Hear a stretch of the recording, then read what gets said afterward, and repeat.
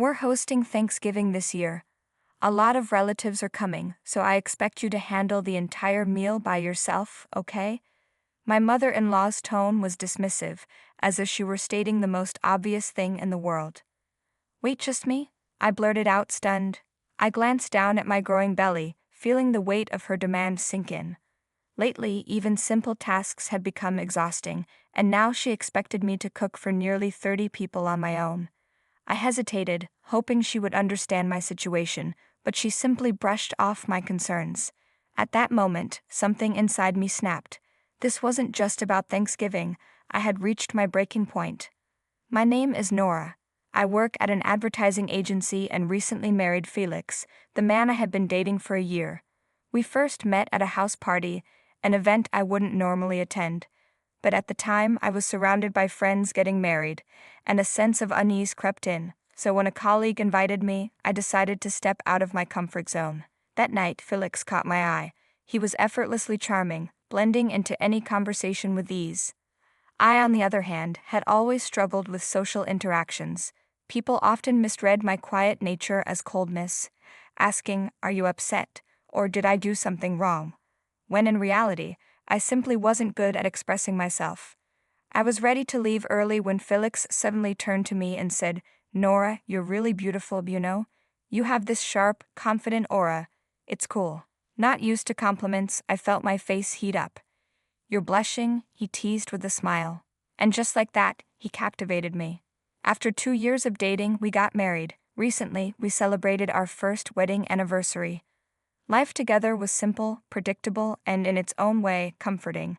Then one day, while we were enjoying coffee at a nearby cafe, Felix suddenly turned serious. "Nora, I've been thinking, would you be open to living with my parents?" I blinked, caught off guard. "Live together? Where is this coming from?" Felix hesitated before explaining. "I want us to have our own home someday, but financially, it's tough. My salary alone won't be enough, and I don't want to put the entire burden on you. If we live with my parents for a while, we could save money and get a place of our own faster." I wasn't thrilled about the idea.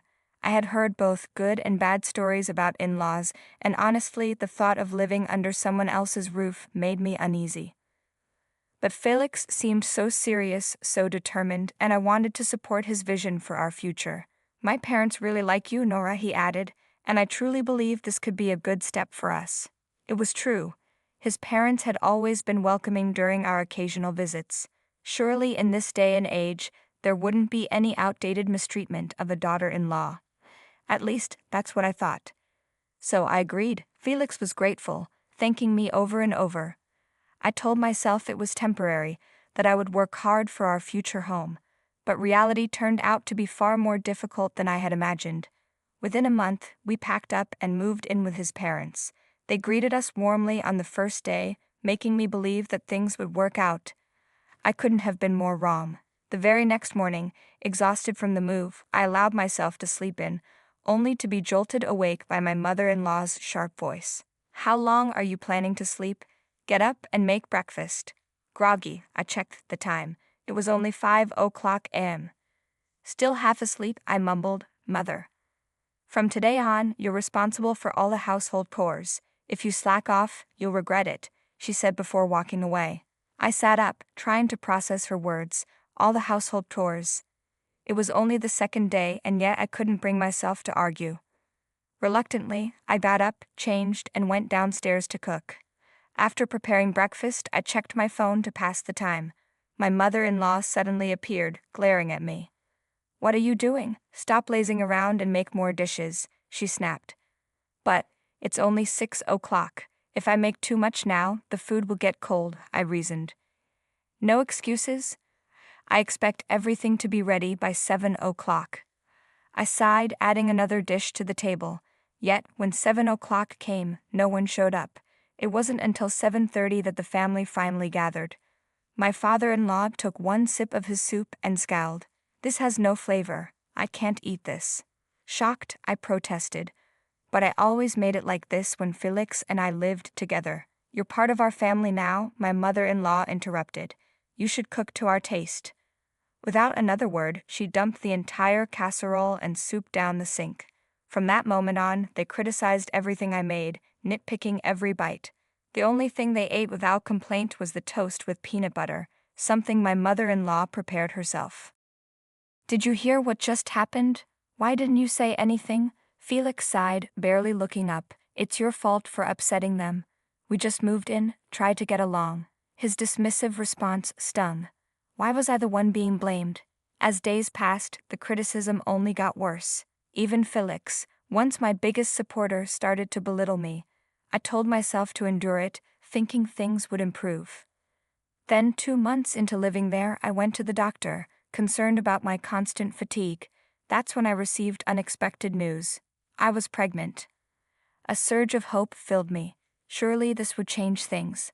My in-laws would be happy. My husband would be thrilled. That evening at dinner, I announced, "I'm pregnant." Without even looking up from her plate, my mother-in-law asked, "Is it a boy?" "It's too early to know," I said, surprised by her indifference. She simply shrugged. "If it's not a boy, it's pointless." My heart sank. I had expected excitement, support, maybe even kindness. But instead, their cold reactions shattered any illusions I had left. Even with a baby on the way, nothing changed. I still had to wake up at 5 a.m., still had to endure their constant complaints, still had to carry on as if my own needs didn't matter. And for the first time, I asked myself, how much more can I take? I was weighed down by endless household chores. Even when it came to shopping, no matter how heavy the bags were, I was always expected to carry everything alone. There was never a single moment of consideration from my in-laws. Yet, at the time, I convinced myself that it was still manageable. But when I entered my 7th month of pregnancy, my mother-in-law made an outrageous demand. "We're hosting Thanksgiving this year. A lot of relatives will be coming, so I expect you to prepare the entire meal by yourself." "What? Just me?" I blurted out in shock. By then, my belly was already big, making even the simplest tasks exhausting. Preparing a feast for the entire extended family on my own was an impossible challenge. I tried to reason with her, explaining that it would be too much for me, but she dismissed my concerns entirely and went ahead with her plans. That day was nothing short of a nightmare. I woke up at 4 a.m. and spent hours cooking for nearly 30 people. Some relatives kindly offered to help, but my mother-in-law quickly intervened. "No, she needs to handle everything alone. It's her duty as part of this family," she insisted, selfishly pushing them out of the kitchen. I had never once agreed to such a thing. By the time the day was over, I was completely drained. After serving the food, pouring drinks, and cleaning up, I finally took a moment to breathe.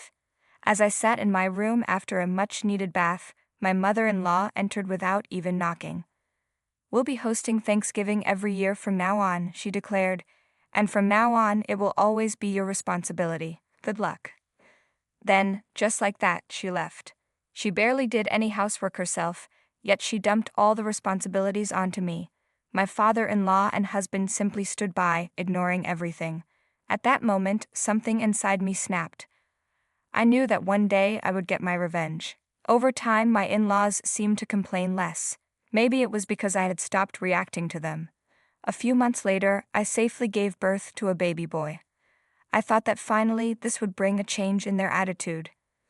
But when my mother-in-law saw me holding my newborn, she coldly remarked, "I suppose you're somewhat useful after all." Somewhat useful? Not a word of congratulations, no warmth, nothing.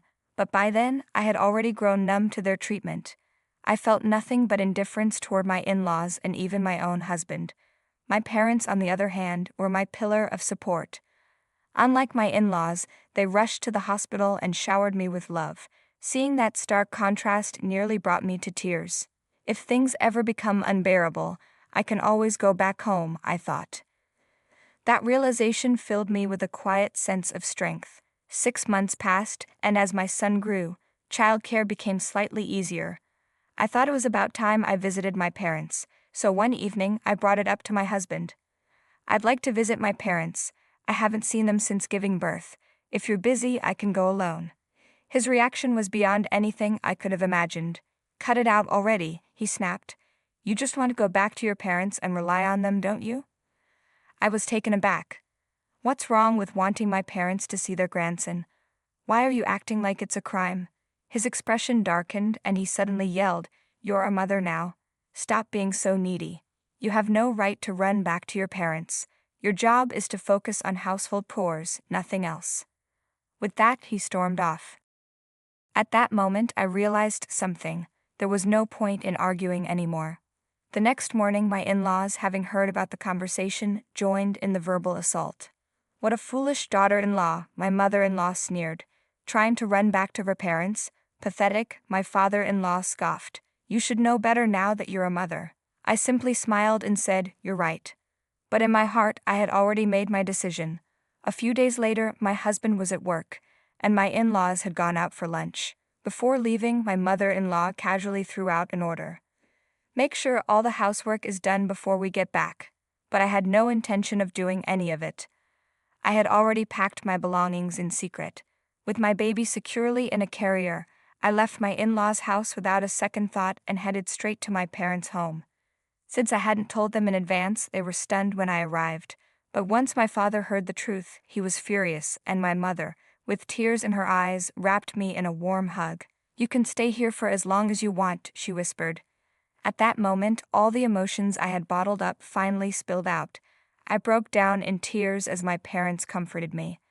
As if sensing the mood, my son began to cry as well, and we all laughed. "Maybe he's signaling a fresh start," my father joked. Then my phone rang. It was my mother-in-law. "Where are you? The housework isn't done. Get back here right now." I calmly replied, "I won't be coming back, so don't worry about it." And with that, I hung up. She called again and again, but I ignored every call. A few hours later, the phone at my parents' house rang. This time, it was my husband. "What the hell do you think you're doing?" he shouted. "Don't you realize what weekend it is?" Yes, it was Thanksgiving weekend. My absence meant my mother-in-law would have to cook for everyone herself, something she was utterly incapable of doing. I could hear her panicked voice in the background, yelling at my husband to bring me back immediately. "You're my wife," Felix roared. "You have to obey me." I hung up without a word. A week later, I received a message from one of my husband's relatives. Apparently, Thanksgiving had been a disaster. My mother-in-law's cooking was barely edible, and when the relatives noticed I wasn't there, they began questioning my absence. Soon, the truth came out, how I had been mistreated and driven away. The family was outraged. My in-laws were harshly criticized, and the gathering ended in complete disgrace. Shortly after, my husband and his parents were completely cut off by the extended family. Isolated and without support, they were left to deal with the consequences of their actions alone. As for me, I filed for divorce. With the support of my relatives, I gained full custody of my son, and child support was arranged smoothly. When everything was finalized, I called to thank my husband's relatives, who had stood up for me. "Take care and be happy," they told me. While I regretted being deceived by my husband and his parents, I was grateful to have met such kind-hearted relatives. Now I live with my son and my parents, surrounded by love and warmth. Every day feels like a blessing. One day, I hope to repay the kindness of those who supported me. Until then, I'll cherish this happiness with all my heart. Thank you for watching. See you in the next video. Stay tuned.